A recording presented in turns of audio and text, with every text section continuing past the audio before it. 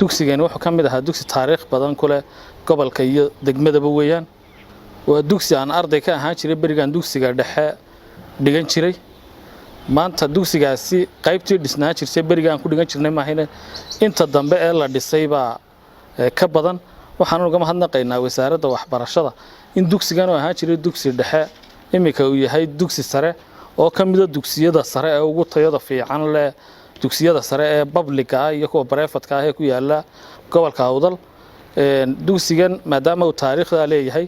waxa uu dhismay dhismayaal fara badan oo ay iyagu iska gacantooda ku dhisteen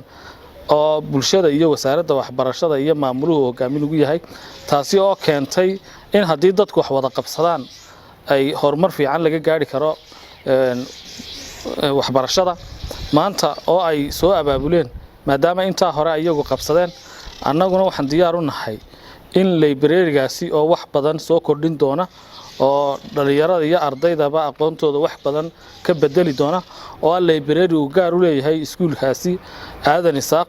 aanu dhagax dhigno aanu noqono dadka qaybta ugu weyn ka qaata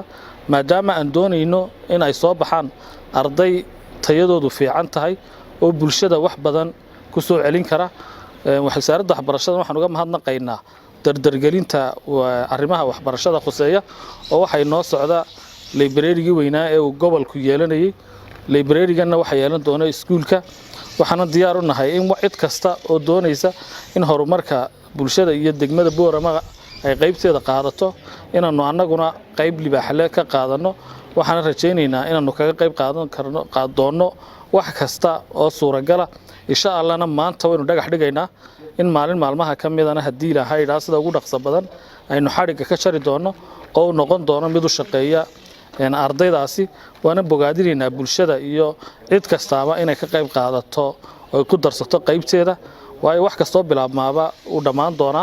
waxaan rajaynaynaa inuu Ilaahay si khayr qabtay noogu dhameeyo